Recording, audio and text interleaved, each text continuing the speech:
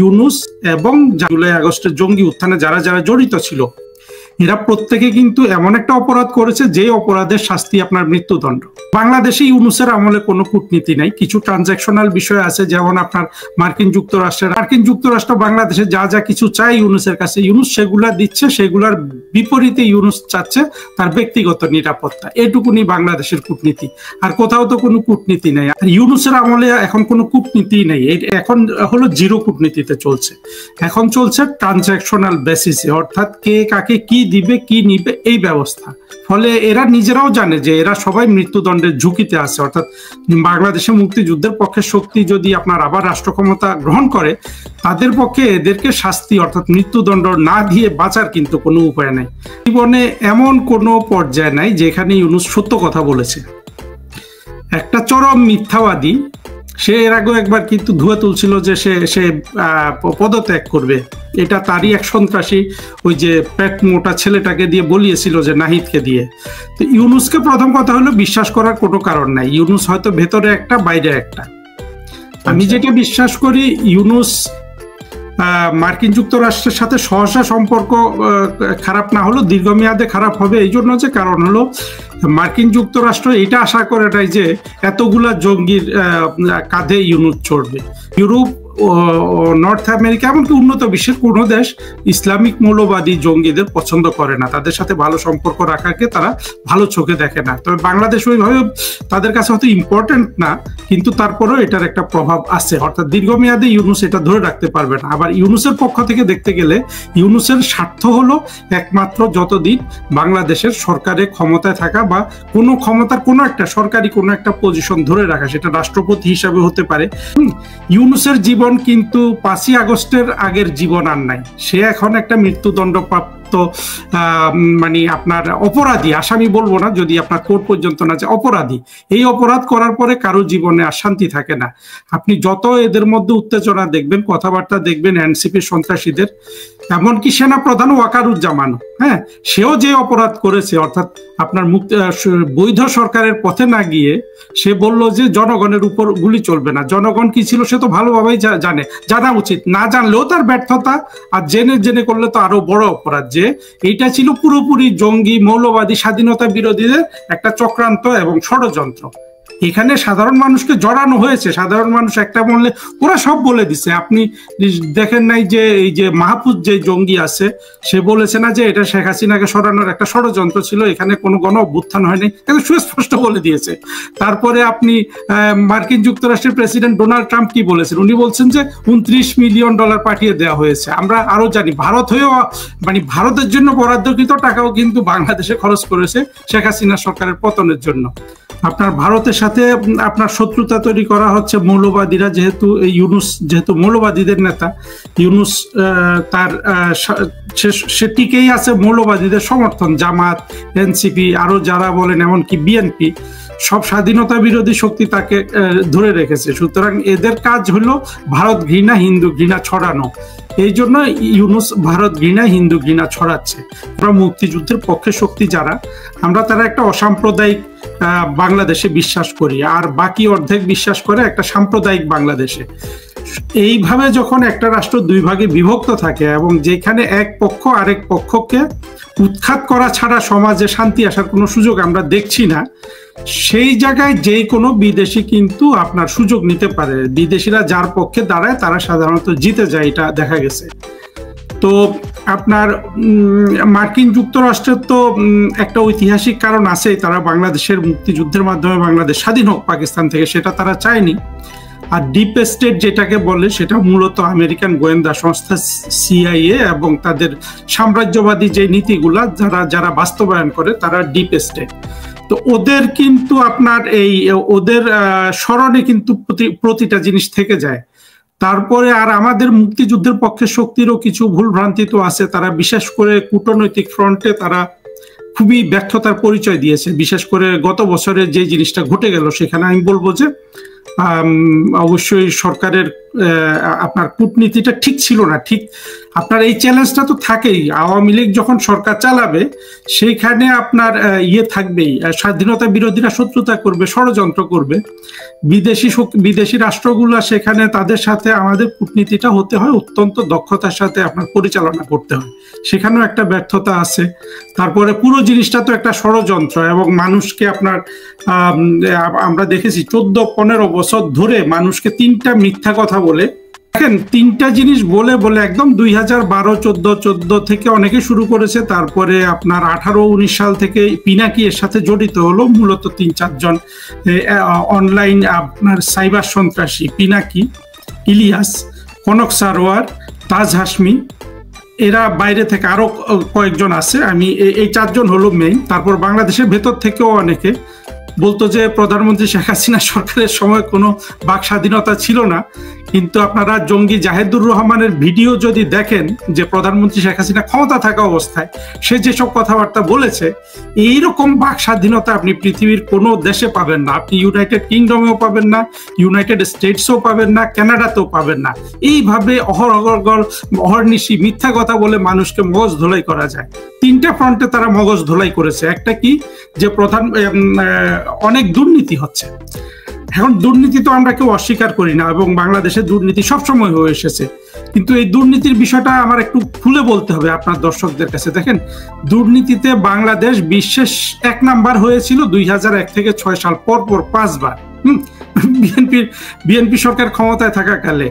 তারপরে প্রধানমন্ত্রী শেখ হাসিনা যে আরো 14-15 বছর সরকার চালিয়েছেন, প্রত্যেক বছর ওই যারা এই সূচকটা দেখায়, অ্যামনিস্টি ইন্টারন্যাশনাল, তাদের সূচকে প্রতি বছর উন্নতি হচ্ছিল, এবং মাঝে মাঝে এতটাই উন্নতি হচ্ছিল যে বাংলাদেশের অবস্থান 41 নাম্বারে, অর্থাৎ 47 নাম্বার, এই দুটো পর্যন্ত।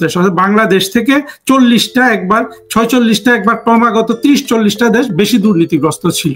আর দুর্নীতির সূচকে এতটা উপরে আসা কিন্তু অনেক বড় একটা অর্জন ছিল। হ্যাঁ, প্রায় আমরা আপনার মিড ইউরোপিয়ান বা ইস্ট ইউরোপিয়ান কান্ট্রিগুলো সমান হয়ে গেছিলাম। এরপরে ওরা বলে গেছে, দেখেন ওই যে 5 বছর বাংলাদেশ দুর্নীতিতে শীর্ষ হলো, সেটার কিন্তু কোনো অপপ্রচার কখনো হয় নাই। আর প্রধানমন্ত্রী শেখ হাসিনার সময় এই অপপ্রচার, সব টাকা পাচার হয়ে যাচ্ছে, সব দুর্নীতি হচ্ছে। হ্যাঁ, আর কিছু বাজে লোকজন, আপনার এই যে দেবপ্রিয়, এই বদমাশগুলা, প্রথম আলো, ডেইলি স্টার, এরা শেখ হাসিনার সরকার একটা বিরাট অর্থনীতি ক্রিয়েট করেছিল। হ্যাঁ, আপনার আগের যে ফাইন্যান্স মিনিস্টার ছিলেন সাইফুর রহমান, উনি বিশ্বাস করতেন ক্ষুদ্র অর্থনীতিতে, ছোট ছোট বাজেট দিতেন। হ্যাঁ, তো রাষ্ট্রের অর্থনীতিটাই ছিল খুব ছোট। সহসা প্রধানমন্ত্রীর উন্নয়নের ভীষণ প্রয়োগ করাতে এবং কঠোর পরিশ্রমের মাধ্যমে দেশে একটা বিশাল অর্থনীতি ক্রিয়েট হলো। সেখানে অবশ্যই আপনার দুর্নীতি ছিল, কিন্তু রিলেটিভ দুর্নীতি যেটা, সেটাতে সব সূচকে বলে উন্নতি হচ্ছিল। কিন্তু এই প্রথম আলো, ডেইলি স্টার, তারপরে এই বদমাস সিপিডি অর্থাৎ এই দেবপ্রিয়, আরো আছে মুস্তাফিজ, এরা মিলে প্রতি বছর ওই যা বাজেট দিত হিসাবটা, ওই টাকাটা যোগ বিয়োগ করে ওরা বলে দিত সব বিদেশে পাচার করে ফেলেছে। মানুষ মগজ ধোলাইকৃত হচ্ছে। কিন্তু একটা দুঃখের বিষয় হলো যে শেখ হাসিনা সরকার বা সরকারের যারা কর্তা ব্যক্তি, তারা এই যে অপপ্রচারটার বিরুদ্ধে কোনো ব্যবস্থা তারা গ্রহণ করেন নাই। এইগুলো 1 নাম্বার। 2 নাম্বার, একটা আপনার করতো কি, সব গুম খুন হয়ে যাচ্ছে। হ্যাঁ, গুম খুন কিছু হয়েছে, আমি 2টা প্রণিধানযোগ্য গুমের কথা জানি। আমি মনে করি যে সেগুলো হওয়া ঠিক হয় নাই। একটা লোকের নাম চৌধুরী আলম আর একটা ইলিয়াস আলী। কিন্তু অপপ্রচারকারীরা ভূমধ্যসাগরে যত বাংলাদেশি ডুবেছে আফ্রিকা থেকে ইউরোপ ঢুকার সময়, প্রত্যেককে ওই গুম খুনের তালিকায় দেখিয়ে দিয়েছে। এই অপপ্রচারটার বিরুদ্ধে কিন্তু প্রধানমন্ত্রী শেখ হাসিনার সরকার এই সাইবার সন্ত্রাসীদের বিরুদ্ধে কোনো কাউন্টার ওয়েট ওনারা প্রয়োগ করেন নাই। এইগুলো দুইটা আপনার অপবাদ। 3 নাম্বার অপবাদটা ছিল যে শেখ হাসিনার সরকার, আওয়ামী লীগের সরকার ভারতের কাছে বাংলাদেশের সার্বভৌমত্ব বিক্রি করে ফেলেছে। বা ভারতের কাছে বাংলাদেশকে বিক্রি করে ফেলেছে। আমি প্রথম 3টা বললাম তো, আপনার গুম খুন অর্থাৎ মানবাধিকার লঙ্ঘন, আরেকটা হলো অর্থনৈতিক দুর্নীতি। ওইখানে আপনি যদি 8-10% আপনি সত্যতা পেয়েও থাকেন, এই যে তৃতীয় কথাটা বলে একেবারে তারা 50 বছর 54 বছর ধরে স্বাধীনতার পর থেকে বলে আসে, এই জিনিসটা পুরোপুরি মিথ্যা। স্বাধীনতা বিরোধীদের এই প্রধানমন্ত্রী শেখ হাসিনা সরকারের বিরুদ্ধে যে 3টা পয়েন্ট ওরা আপনার অপপ্রচার চালালো, যেটা দেলোয়ার ভাইও বলছিলেন, যে একটা হলো যে এই মানবাধিকার লঙ্ঘন, গুম খুন এগুলো, আরেকটা ছিল অর্থনৈতিক দুর্নীতি, টাকা পাচার, এগুলাতে আপনি 2%, 4%, 10% সত্যতা পেতে পারেন। আরেকটা ছিল পুরোপুরি একটা মিথ্যা অপবাদ, গুজব, সেটা অনাদিকাল ধরে চলে আসে। সেটা হলো প্রধানমন্ত্রী শেখ হাসিনার সরকার ভারতের কাছে বা আওয়ামী লীগের সরকার ভারতের কাছে বাংলাদেশের সার্বভৌমত্ব বন্ধক রেখেছে, বাংলাদেশকে বিক্রি করে দিছে। এইটা সরাসরি এখনো বলে। আপনি যদি এখনো পিনাকি বা এদের ভিডিও শোনেন, এদের কথা একটাই, যে ভারত থেকে আমাদের মুক্ত হতে হবে।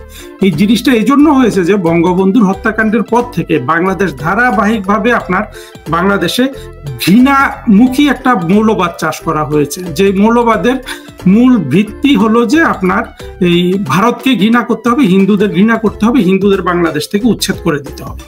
এই ঘৃণার উপর ফিট করে করে এরা এই মৌলবাদটা করেছে। এমন মৌলবাদ আপনি পৃথিবীর কোনো মুসলমান প্রধান দেশে দেখবেন না।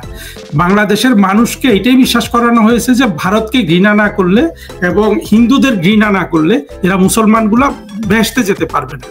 কিন্তু এইটা এখন দেখেন, এই জিনিসটা পুরোপুরি একটা মিথ্যা গুজব ছিল। এখনো আমি চ্যালেঞ্জ দিচ্ছি, সারা পৃথিবীকে দিচ্ছি, যে যদি কেউ প্রমাণ দেখাতে পারে শেখ হাসিনার সরকার ভারতের কাছে বাংলাদেশ বিক্রি করে দিছে, তাহলে আমরা যেই কোনো ধরনের আপনার অপবাদ শাস্তি মেনে নিতে রাজি আছি।